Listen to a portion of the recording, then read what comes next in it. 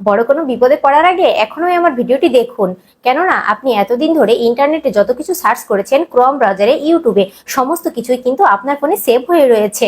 So এর ফলে কিন্তু আপনার ফোনটা হ্যাং করে, গরম হয়ে যায়, স্লো কাজ করে, স্মুথলি কাজ করে না। তো সমস্ত কিছুই আপনারা কিভাবে এক ক্লিকে ডিলিট করে দিবেন, আজকের ভিডিওতে আমি এটাই দেখাবো। সো চলুন দেখে আসি কিভাবে করবেন এটা। এরকম ইম্পর্টেন্ট টিপস আমাকে ফলো রাখতে পারেন এবং ভিডিওটি শেয়ার করে আপনার টাইমলাইনে লিখে দিন, কারণ যে কোনো মুহূর্তে আবার ভিডিও আপনার প্রয়োজন পড়তে পারে।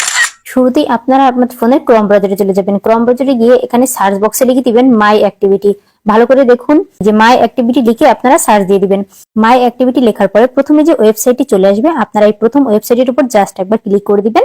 এখানে ক্লিক করার পরে এমন একটা ইন্টারফেস আপনাদের সামনে শো করবে। ভালো করে দেখুন, এখানে আপনি কোথায় কি সার্চ করেছেন সমস্ত কিছু কিন্তু রয়ে গিয়েছে। তো এই ক্ষেত্রে আপনাদের ফোনটা হ্যাং করে, গরম হয়ে যায়, স্লো কাজ করে। তো বন্ধুগণ, এই যে দেখুন ইন্টারনেটে আপনি এ যাবত যত কিছু সার্চ করেছেন এক কথায় সমস্ত কিছু কিন্তু এখানে রয়ে গিয়েছে।